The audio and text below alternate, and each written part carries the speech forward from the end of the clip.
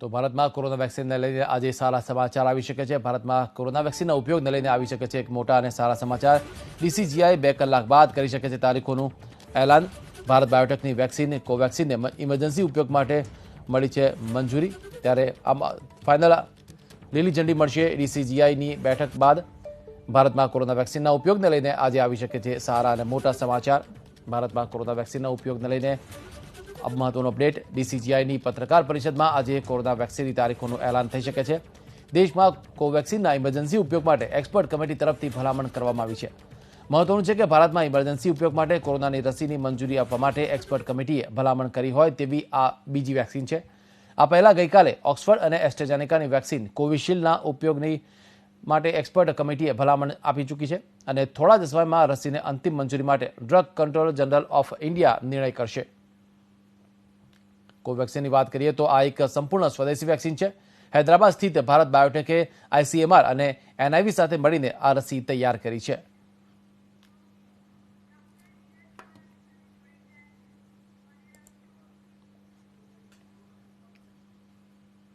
તો આ સમગ્ર મુદ્દે ચર્चा કરવા આપણી સાથે જોડાયા છે न्यूयॉर्कથી डॉक्टर धीरज कौर। धीरज जी, स्वागत है बीपी अस्मिता में। सबसे पहला 11 बजे डीसीजीआई की बैठक होने वाली है, क्या एक्सपेक्टेशन रख सकते हैं, क्योंकि एक्सपर्ट कमेटी जो है उन्होंने भारत की जो 2 रसी है कोविशील्ड और कोवैक्सीन उसको यूज के लिए भलामण हरी झंडी दे दी है, पर डीसीजीआई की परमिशन बाकी है, क्या लगता है आपको? नमस्कार, thank you for having me on the show. जैसे कि मैं पहले भी हम बताते रहे हैं, कुछ फॉर्मेलिटीज होती हैं जो डीसीजीआई अब फॉर्मुलेट करेगी, क्योंकि एक कॉन्स्टिट्यूशनल बॉडी है जो कि आंसरेबल है पार्लियामेंट को। तो एक चरण होता है, क्योंकि committee is not answerable but DCGI is.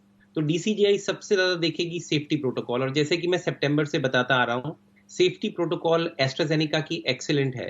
Matter of fact, जितने भी लोगों को एस्ट्राजेनेका का वैक्सीन लगा, एक भी आदमी को सिम्टोमेटिक डिजीज नहीं था और एक भी आदमी आईसीयू में नहीं पहुंचा या हॉस्पिटलाइज नहीं हुआ।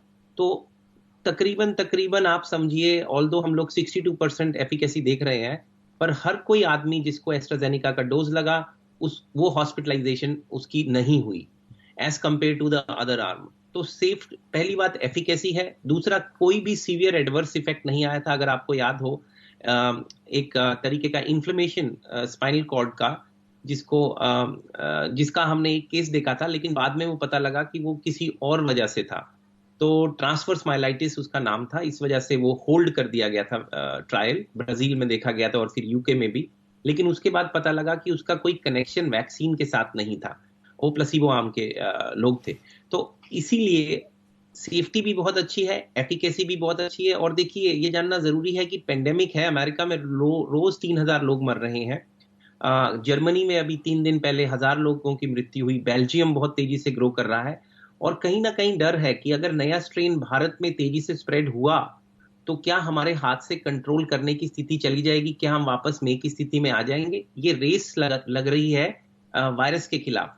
इसीलिए जितना जल्दी हम वैक्सीन लेके इम्यूनाइज करेंगे लोगों को, हाई रिस्क लोगों को, उतना ही अच्छे होगा, और हेल्थ केयर प्रोवाइडर को, क्योंकि हेल्थ केयर वालों से दूसरों को लगने का रिस्क रहता है। तो मुझे पूरी उम्मीद है 99.9%, जैसे मैंने कल बताया था, अप्रूव आएगा। 0.001% is a formality for AstraZeneca. और भारत बायोटेक का डाटा अभी हमारे पास क्लियरली आउट नहीं है। मुझे ये लगता है, जो प्रिलिमिनरी मुझे डिमांड दिख रही है, भारत के अंदर ह्यूज डिमांड है भारत बायोटेक की, और भारत बायोटेक काफी चीप बनाएगा, एस्ट्राजेनेका से भी चीप बनाने के उनका हमें लग रहा है 100 रुपया वैक्सीनेशन की कॉस्ट के करीब का। तो कहीं ना कहीं हमें ऐसा लग रहा है कि भारत बायोटेक को भी as a second line Bharat सरकार रखेगी, जो एक बहुत ही अच्छा डिसीजन है। लेकिन मैं उपेक्षा करता हूं कि उसका data, clinical data, public domain में शेयर करें, ताकि एक्सपर्ट के अलावा और भी मेडिकल साइंटिफिक कम्युनिटी के लोग उसे देखें, इंटरनेशनल मार्केट में लोग उसे देखें, असेस करें, और हो सकता है भारत बायोटेक को बहुत सारे ऑर्डर्स इंटरनेशनल भी मिले। जी धीरज जी, नए स्ट्रेन के बारे में आपने बताया, भारतीय वैज्ञानिकों ने नए स्ट्रेन को आइसोलेट कर दिया, ऐसी माहिती आईसीएमआर ने दी है। कितना फायदेमंद हो सकता है, और इससे बेनिफिट क्या होगा कि अगर आइसोलेट करते हैं नए स्ट्रेन को, तो आगे की जो कार्रवाई होती है, या फिर दवाई देनी होती है, या फिर इंजेक्शन देना होता है, कुछ भी होता है ट्रीटमेंट के लिए, क्या बेनिफिट रहता है इससे आइसोलेट करने से? देखिए, अगर आप पहली बात तो हम ये जानते हैं कि जो यूके का स्ट्रेन है और साउथ अफ्रीका का स्ट्रेन है, दोनों के अंदर इन्फेक्शियसनेस, मतलब रेट ऑफ स्प्रेड 70% के करीब ज्यादा है। साउथ जो इंग्लैंड का स्ट्रेन है, यूके का स्ट्रेन, जो सितंबर में वहां देखा गया, फिर नवंबर में 25% ऑफ द न्यू केसेस हो गया। एज ऑफ टुडे 80% सारे नए केस उस स्ट्रेन के हैं। और एक स्ट्रेन था साउथ अफ्रीका में जो और थोड़ा मॉडिफाइड था। इन दोनों स्ट्रेन्स के अंदर स्पाइक प्रोटीन का एक चेंज है। स्पाइक प्रोटीन वो प्रोटीन है, वो टारगेट है जो वायरस के सरफेस पे होता है, जिसको यूज करते हुए एक तरीके की ताला और चाबी का मैकेनिज्म है, हम लोगों ने वैक्सीन डेवलप की है।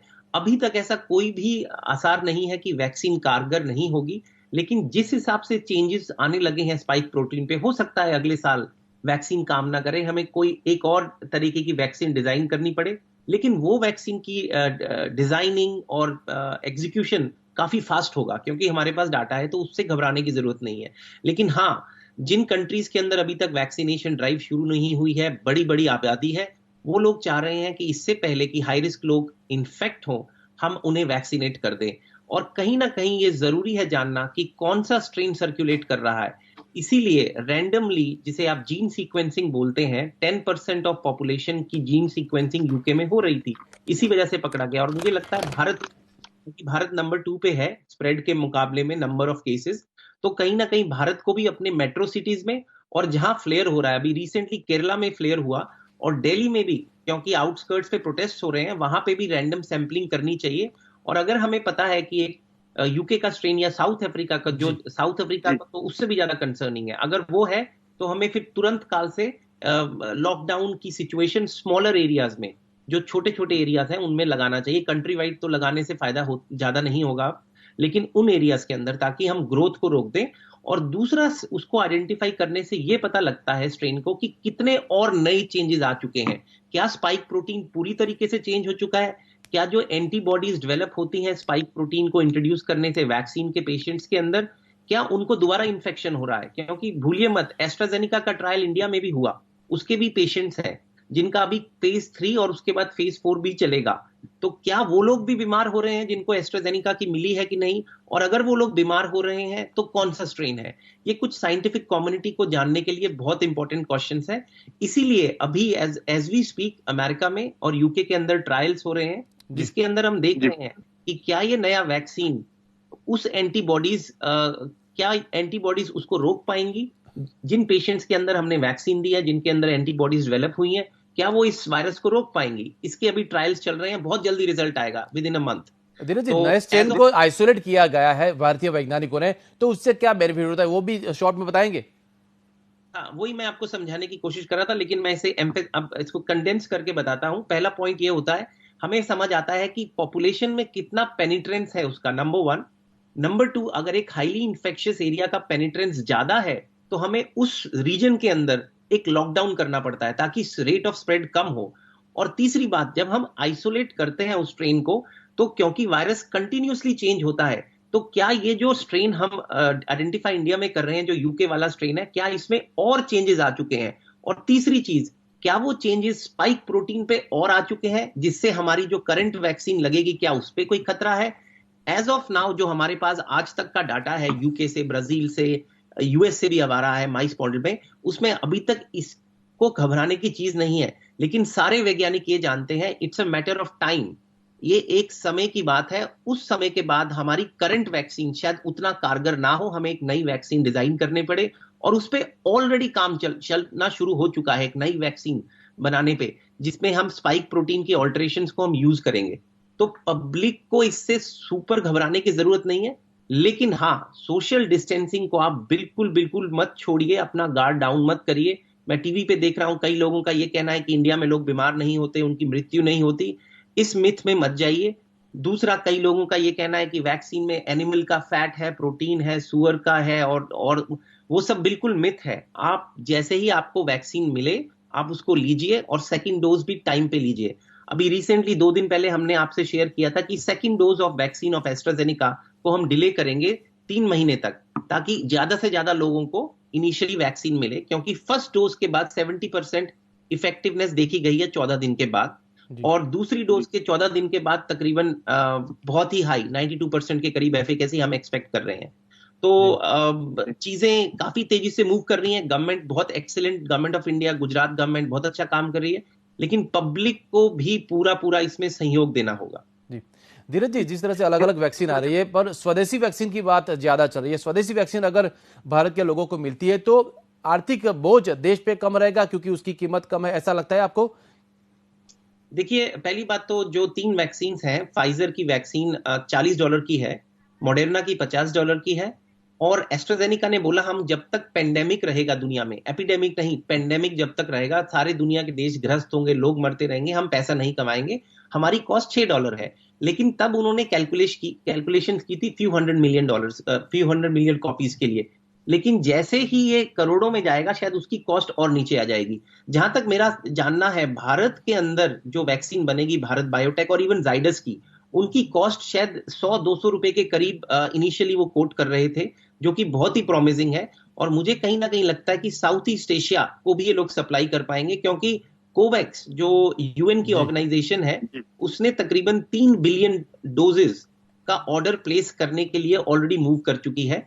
और कहीं ना कहीं ये लोग कंपीट भी कर पाएंगे, उससे भारत में रेवेन्यू आएगा, जैसे आप बता रहे हैं, नई जॉब्स मिलेंगी। और मैं आपको ये बताना चाहूंगा कि देखिए, ये मत समझिए कि एस्ट्राजेनिका सिर्फ सीरम में मल्टीप्लाई हो रहा है, तकरीबन 20 फैक्ट्रीज हैं यूरोप में, साउथ अमेरिका में भी। तो ये जो फैक्ट्रीज लगी हैं, कई तो विद इन मंथ्स लग गई। तो मैं आशा करता हूं कि सीरम की टाइप की एक फैक्ट्री शायद गुजरात में या नॉर्थ में भी लग जाए, जिससे इसकी मास प्रोडक्शन हो वैक्सीन की। क्योंकि अभी तो हम इनिशियल वैक्सीन देंगे, हो सकता है 1 साल के बाद एक और बूस्टर डोज देना पड़े, या एक नई तरीके की मॉडिफाइड वैक्सीन देना पड़े। तो अगले 1 से 2 साल से 3 साल बहुत क्रूशियल होंगे कोविड के लिए। डिमांड इज एक्सपोनेंशियल, सप्लाई तो बिल्कुल भी अभी नहीं है, 0.1% भी सप्लाई नहीं है, मारामारी है वैक्सीन की, आप जानते हैं। तो इसके अंदर भारत में बहुत इंजीनियर्स हैं, बहुत स्मार्ट लोग हैं। मैं उपेक्षा करता हूं कि भारत वैक्सीन के वर्ल्ड के अंदर एक लीडर बन के आए। हम अगर वैक्सीन डिजाइन ना कर सकें तो हम कोऑर्डिनेट करके उसे मल्टीप्लाई करें, जिसके अंदर इतना एफर्ट नहीं लगता। और हमारे लोग भी बहुत हार्ड वर्किंग है, जीनियस है, और बेरोजगारी भी है, तो सबका फायदा होगा। जी जी, धन्यवाद धीरज जी हमारे साथ जुड़ने के लिए। तो ધીરજ કોલેજ કહ્યું કે સતર્કતા હજી પણ જરૂરી છે। વેક્સિન ભલે આવી રહી હોય, પણ સતર્કતા રાખવાનું જરા પણ ચૂકતા નહીં।